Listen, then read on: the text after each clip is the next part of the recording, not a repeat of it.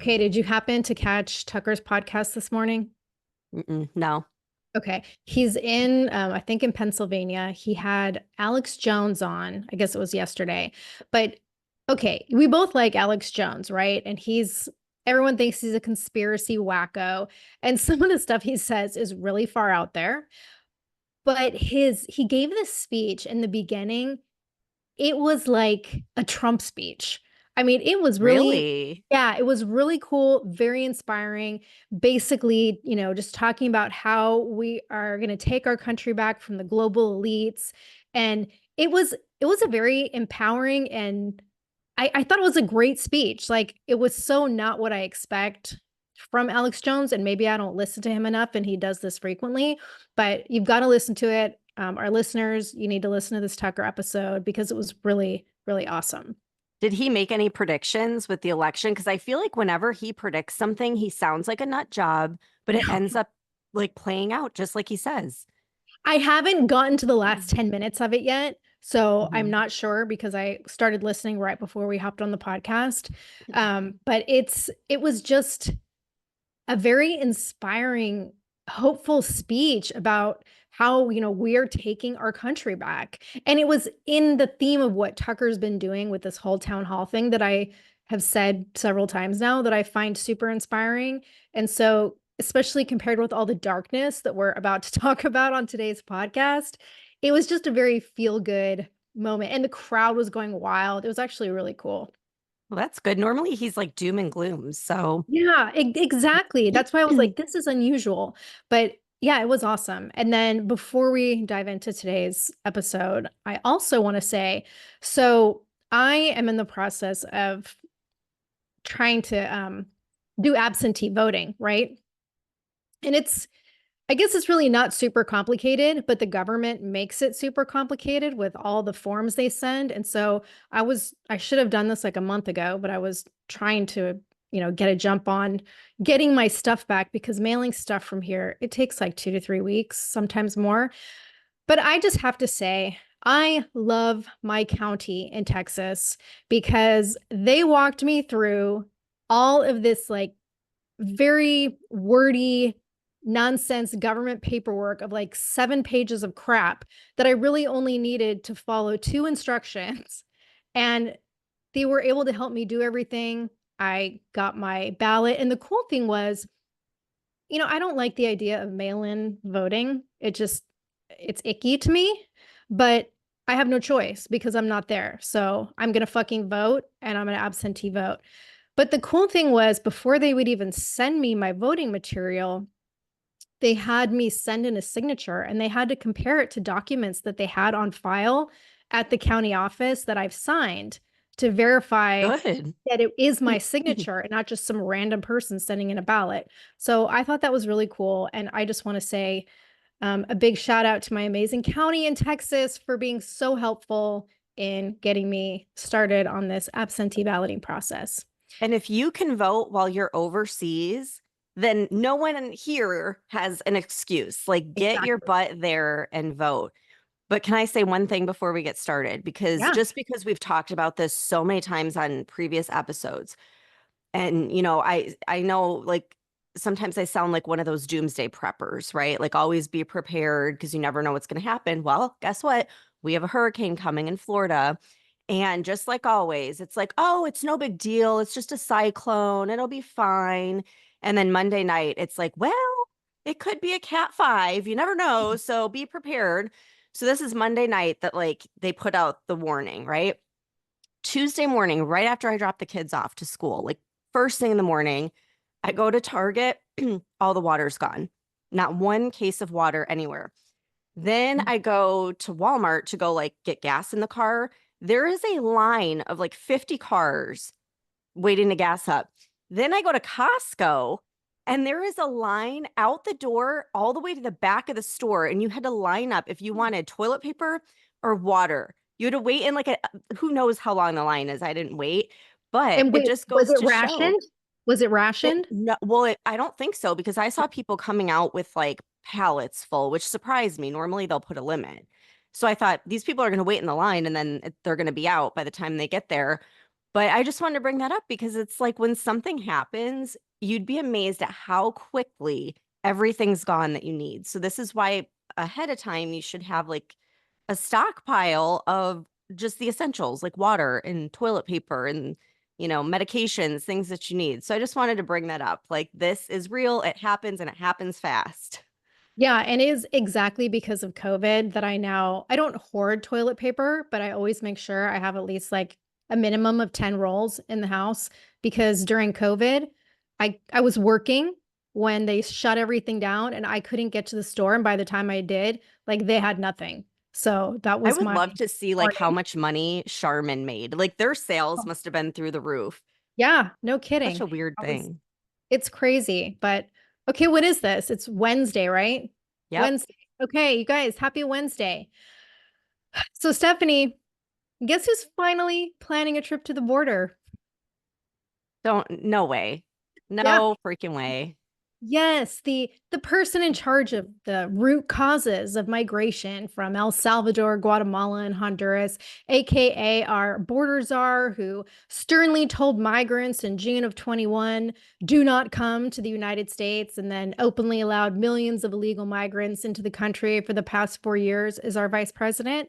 Well, she's suddenly interested in border security and planning to make a border stop on the campaign trail in the swing state of Arizona on Friday.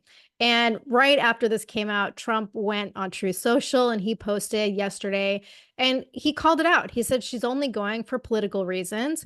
And it's a disgrace that she's waited so long while allowing not just millions of people to enter our country, but millions of people from prisons, mental institutions, and criminal gang cells from all over the world. Yeah, and is anyone in Arizona going to fall for this? It's like you've let this happen for 3.5 years now. Before an election, you're going to make an appearance. Like Right. it's like a slap in the face. But I'll be interested to see if she actually answers any questions because if you remember back in 2019, she had said that she would take 4 executive actions if she was president that would give 2 million dreamers a path to citizenship and prevent more than 6 million illegals from deportation. Yet, when she was asked about this recently, whether or not she stands by it, her campaign refused to respond. So, Megyn Kelly was talking about this on her podcast and just how outrageous it is that we have a presidential candidate that refuses to answer basic questions about her border policy and past remarks that she's made. And the media is just letting her get away with it.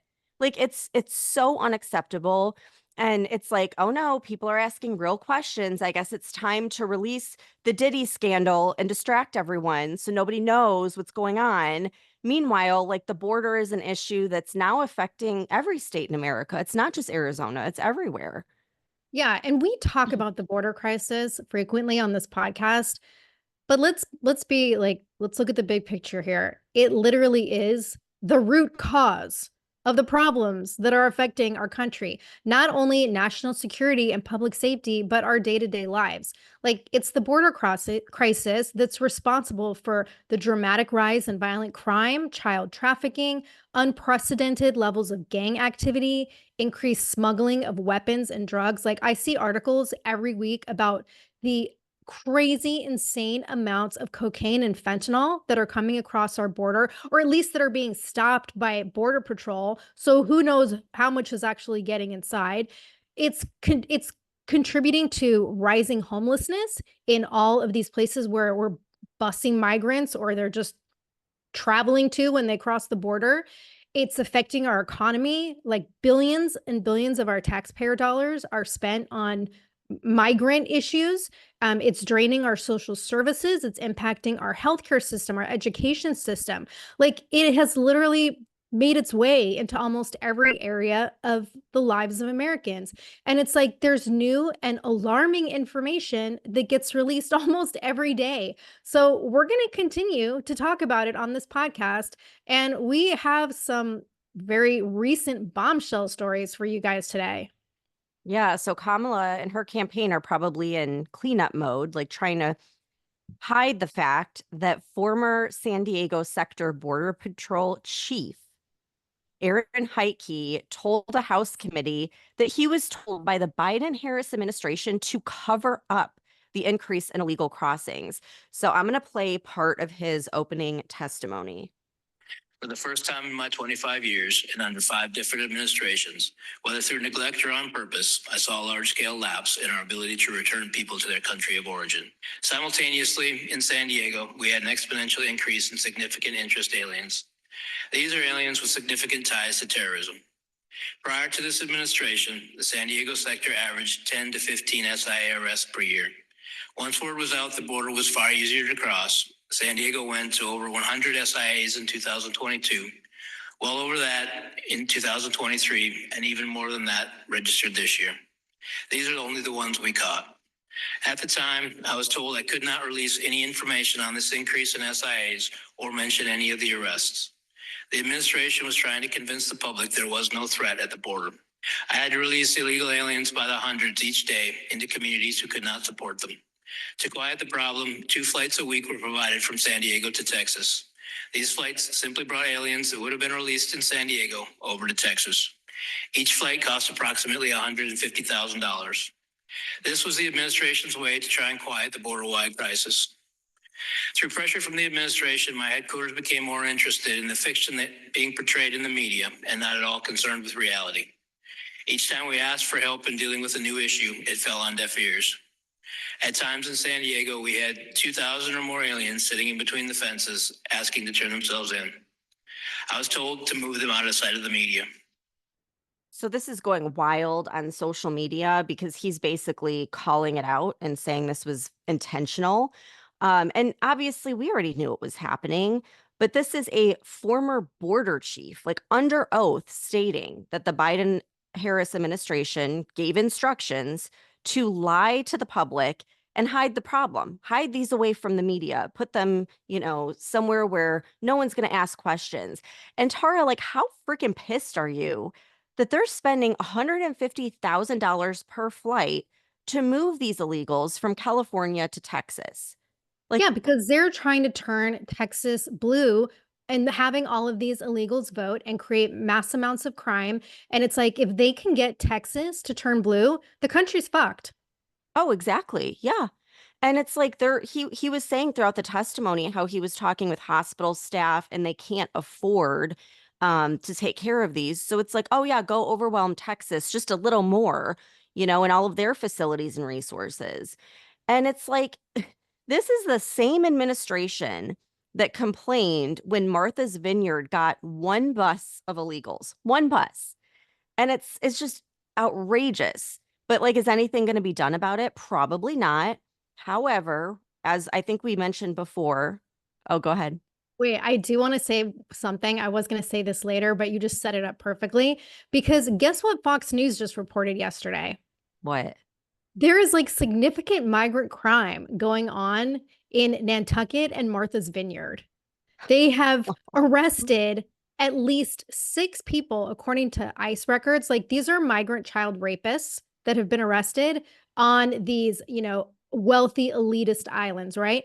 You have a 24-year-old Brazilian illegal migrant who's facing 5 counts of raping a Massachusetts minor. There's a 28-year-old Salvadorian illegal migrant who's charged with 1 count of rape of a child with a 10-year age difference and 2 counts of indecent assault and battery on a child under 14.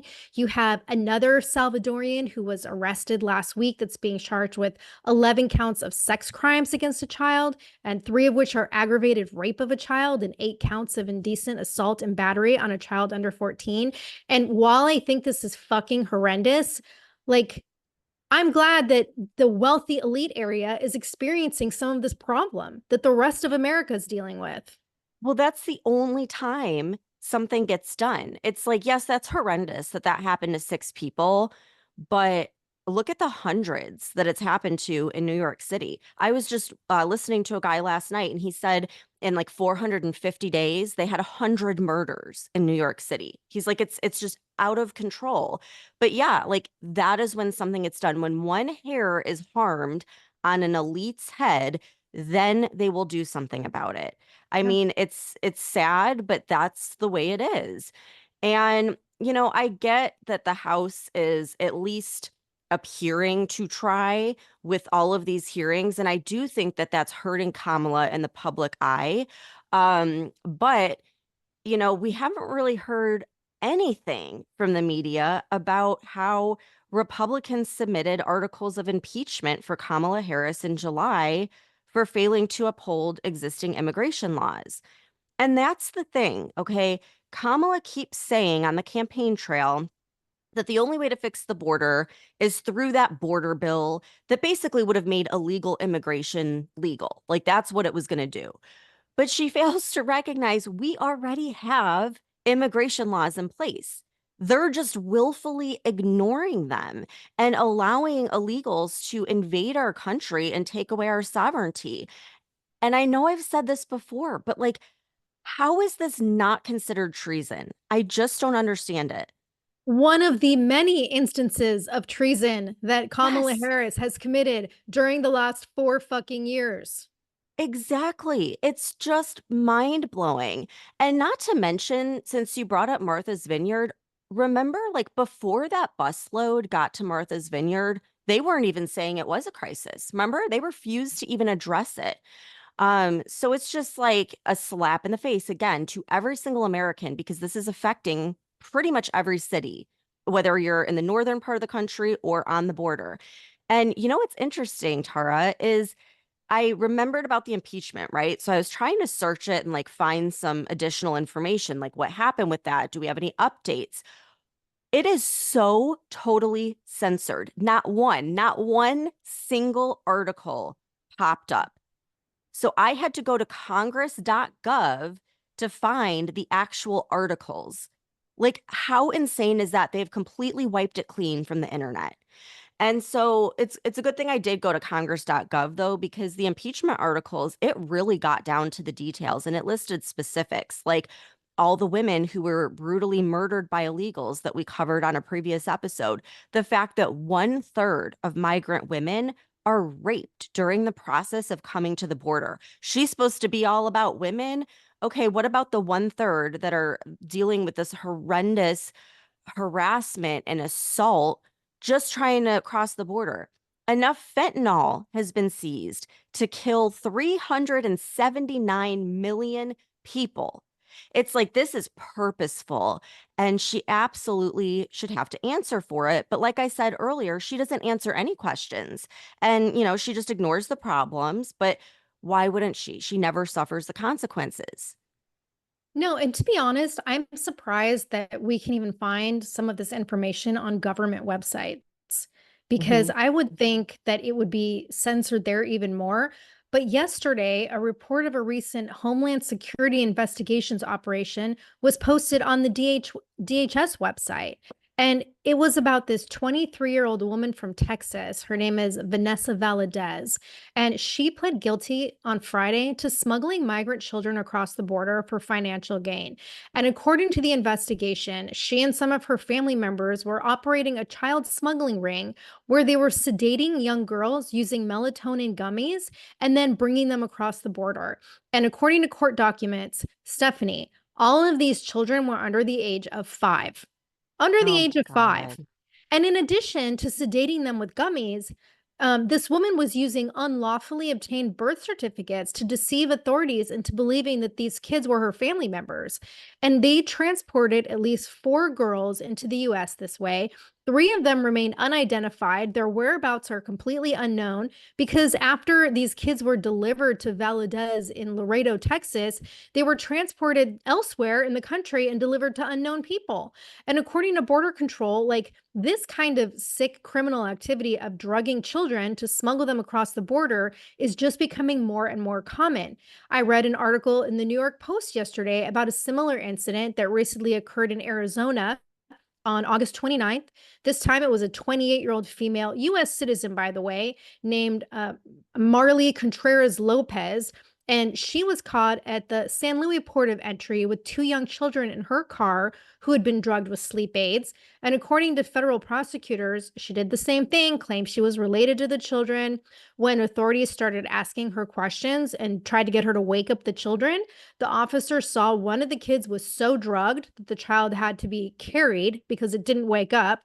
The other kid was struggling to walk and was totally groggy. So during the investigation, they found out this woman wasn't related to the children at all, but she had legitimate birth certificates with her. They were not the birth certificates for those kids, but they were somehow valid birth certificates. Who the fuck did they belong to? Nobody knows. But after the kids were awake enough, they told the officers that their mom had put them on a bus where they were taken to the border and then picked up by this woman and drugged, and they were supposed to be sent to their mother's boyfriend somewhere in the United States. Like, what the fuck? And I think these kids were like 8 and 11. And then another incident occurred in California where border agents recently rescued a child who had been, quote, heavily dosed with sleep aids to prevent him from talking to authorities, end quote. Now, these are just a few examples, right? And we already know from a bombshell report released last month by DHS that ICE has admitted to being unable to account for the whereabouts of at least 32,000 unaccompanied migrant children who've been released into the United States since Biden took office. And we also know that as of May of this year, there are almost 300,000 unaccompanied migrant children who have been released to sponsors and never told to appear in court. So nobody knows where the fuck these kids are either. Like, Stephanie, where are all of these children? God, it's just heartbreaking. It's absolutely heartbreaking. And I get so upset when we talk about it, but I feel like everyone needs to know about this because this is not some faraway problem. This is happening. There's probably children like this in your town. They're all across America. And I just thought of something as you were talking about this horrendous woman who's drugging kids. Part of Trump's Project 47 is the death penalty for anyone who is a child sex trafficker. Good. And now I personally, I've always been against the death penalty, and I have reasons that I'm not going to get into today for that. But in this instance, I think it's absolutely warranted because if you want the problem to stop, you need to have severe consequences because right now they know they're going to get away with it. And so they're going to keep doing it because they're making a ton of money. This is a multi-billion-dollar industry. They are selling these children. And I feel like every single reporter should be asking Kamala about this, but of course they never will. I just like to keep pointing that out though, because anyone who's still watching the fake news, like, wake up. And it really doesn't matter at the end of the day if the media reports this or not, because it's spreading like wildfire through podcasts and social media, and people are paying attention. People are aware of this now. In fact, tomorrow, there's going to be a hearing with two House subcommittees on why DHS, HHS, and ORR's processing of unaccompanied alien children, which they refer to as UACs, and how this has led to an increasing number of missing and exploited children. We've talked about this so many times, and I'm so glad that they're following up on it. So this joint committee media advisory that they put out said, quote, under the Biden-Harris administration, Customs and Border Protection has encountered more than 500,000 UACs at the southwest border. In August, DHS investigators released a heartbreaking report concluding that since fiscal year 2019, more than 291,000 UACs out of nearly 450,000 transferred from DHS custody to HHS, and they were not given notices to appear. The more than 32,000 who received notices failed to appear for their immigration hearing. Of those 291,000, more than 90,000 were encountered in fiscal year 2021 alone, end quote. So we had talked about this in a previous episode where 32,000 kids, we don't know where they're at. They never appeared in court. But what this is saying is there's 291,000 that were just never even given a notice to appear. And we have no idea where they are. Absolutely no idea. They could be dead and we don't know. Like, this is outrageous. So they say they have a whistleblower that will be testifying. I don't know if this is a new whistleblower or one of the previous ones. But Chairman Higgins and Bishop released a statement saying, quote, the Biden-Harris administration has failed every step of the way in protecting these children from victimization amid this historic, self-inflicted border crisis, effectively enabling human trafficking and exploitation of countless innocent children. President Biden and Vice President Harris's open border policies have caused real trauma and human suffering, from the dangerous journey these children make to our borders in the hands of criminal cartels to the abuse they face once released into the interior. It is unconscionable that HHS continues to fail to properly vet sponsors and that the Biden-Harris administration has simply lost track of over 100,000 UACs. The American people deserve to know the true human cost of the Biden-Harris border crisis. Our witnesses this week will reveal the extent of the administration's failure to protect the most vulnerable among us. Well said. I am so happy that they are not letting this go. And we are absolutely going to cover this hearing. You know, I'll be all over it. And I hope that they expose every single politician and NGO that is enabling this. And when Trump gets in, they all need criminal charges because they are child predators. Yeah, they are 100% child predators, and they have created an unprecedented humanitarian crisis, like nothing we've ever seen before. And on top of that, let's talk about all the weapons, right? Because just yesterday, the Daily Mail reported that at least 4 RPGs and 8 IED explosives were found on the Mexico side of the border near Arizona, along with huge amounts of ammunition found in what they call a scout site that was just 700 feet away from the border wall in the Tucson section. Like, what the fuck? See, that's terrifying because it's like, how many times have we talked about all of these military-aged men coming over the border and are building up a military inside of the US? It's like, why else would they be bringing IEDs over the border? Yeah, and you notice like every time we read any of the details about these crimes, like the child rapists I mentioned earlier in the podcast, they're all in their 20s. They're all these military-aged young men. Yep. And from China, too, we've never had that. That is unprecedented. And I forget what we said last time, like, 20,000 or so. I don't know. It's very concerning. It's like, how many of these people are sleeper cells just waiting Yeah. for their, call, and we're screwed. Yep. So I'm going to switch gears a little bit, but since we're speaking about Trump, I do want to talk about his attempted assassin, Ryan Routh's manifesto, because it has just been made public and is causing a lot of raised eyebrows.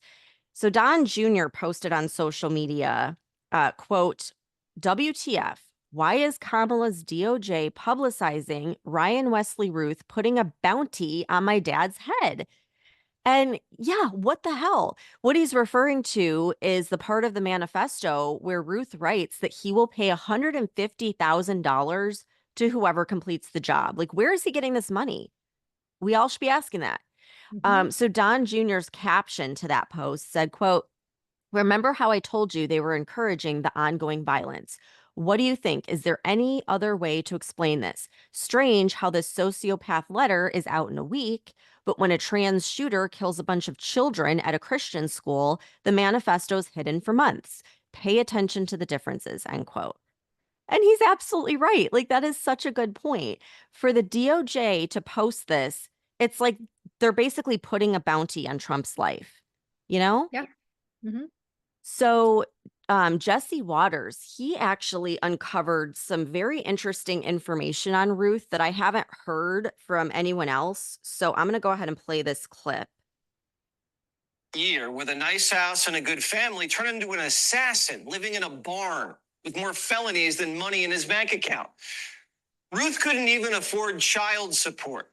Primetime looked into it, and he was always behind on payments to his ex, always.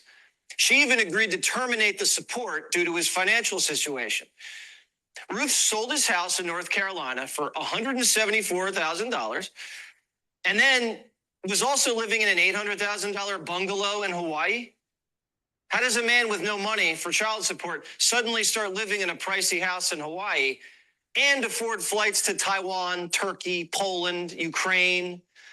His neighbors say sometimes they wouldn't see him for 3 years. The house in Hawaii Ryan was living with is connected to his fiancee, Kathleen Schaefer. Kathleen worked at Victoria's Secret. She's engaged to this guy who all of a sudden flies to Ukraine for months, and she's fine with that.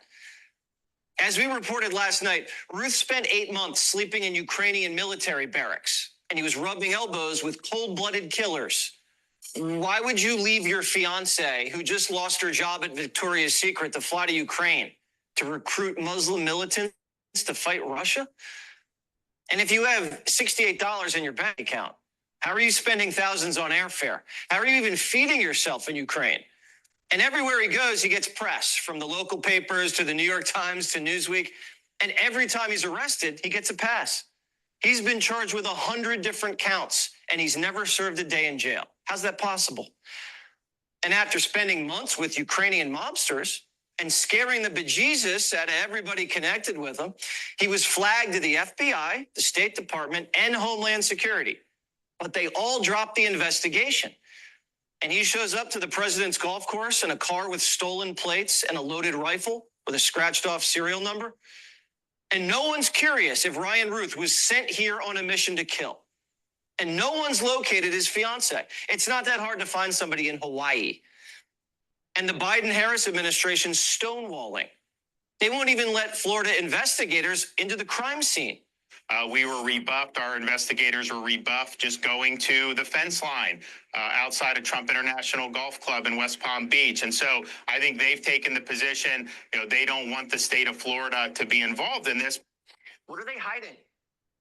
So that was DeSantis, obviously, at the end there. Like, how can you hear that and think that he was not a paid assassin? Right. And I have not heard that clip, and I didn't hear any of this information that came out, except that he, had spent a lot of time recently in Ukraine. And before you played that clip, I was going to say, well, of course, the money is coming from the fucking government that's sending the money to Ukraine, and they're fucking giving the money to this guy. Like, there's no other way to explain it. He's a fucking paid assassin. Yeah. Our taxpayer dollars are paying for this. Yeah, exactly. And speaking of Trump assassination attempts, here's some more alarming information. So the Senate Homeland Security and Governmental Affairs Committee and the Permanent Subcommittee of Investigations just released a 94-page report this morning pertaining to the rally in Butler, Pennsylvania. And it revealed that the Secret Service lead agent in charge of security planning for Trump's rally wrote in the security plan that there was, quote, no adverse intelligence, end quote, concerning Trump, even though the agent was notified of an unspecified threat.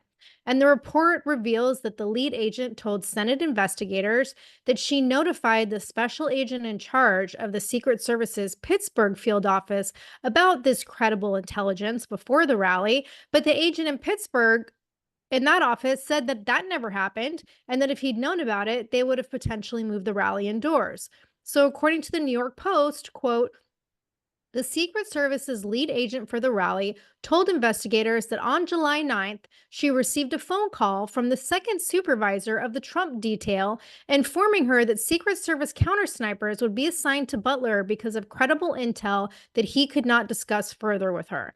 The lead agent claims she asked the second supervisor to call her supervisor, the Pittsburgh field office special agent in charge, to discuss the credible intel, but he refused, end quote. And when investigators asked why the second supervisor couldn't call the Pittsburgh special agent in charge, she told them it was because it was, quote, information that he wasn't able to pass, adding, he did not use the word classified on the phone, but from my general knowledge, when you say that you cannot pass something on the phone, the understanding is that it's classified and he can't speak about it on the phone, end quote. So all of this contradicts what this lead agent wrote in her preliminary Butler rally survey report. In this document, she said, quote, at this time, no adverse intelligence has been developed concerning this visit. Any adverse intelligence that may arise will be passed on to all working supervisors, end quote. So investigators asked her, she basically wrote a falsehood in the document. They called her out on it. And here's what she said. She said it was her, quote, understanding that there was no adverse intelligence to pass on to the group as a whole. This is not all encompassing as to intelligence, whether or not it can be passed. If something is classified, such as something that was not passed to me to begin with, then that would not be put in writing as well. It would have been passed to those that needed to know in the situation, end quote. Stephanie, was the lead agent in charge of the Butler rally fucking KJP? Or maybe Kamala? Or is this just like standard federal government script to give these like going around in circles word salad answers? Because to me, this sounds like fucking nonsense. And the Pittsburgh special agent in charge was also part of this investigation. And he said he never had a conversation with the lead agent, and he was only made aware that counter snipers would be coming when he received an email requesting housing for them. So when investigators asked if he knew that why counter snipers were being sent to the rally, he said he didn't know, and then said that if he had been made aware, he would have requested more assets and pushed to move the venue indoors if it was deemed too risky to hold the rally outside. So, like, this whole fucking thing, not only is it a fucking clown show, but this is telling me that, like, there's some serious shit going on within the Secret Service, that they're all in on this shit. I would arrest her. I mean, this is clearly she was in on it. And she flat out said there is no intelligence. She didn't say there's classified intelligence. And I'm sorry, but why would it be classified? If they're there to protect President Trump, they should know about any and all threats. I don't care if it's classified or not. Like, this makes no sense. It's just like Merrick Garland and Mayorkas that just hide behind ongoing investigation, classified. I can't talk about it. Bullshit. Like, this is it's absolutely outrageous. She should be arrested. Arrest her and then see if she starts talking.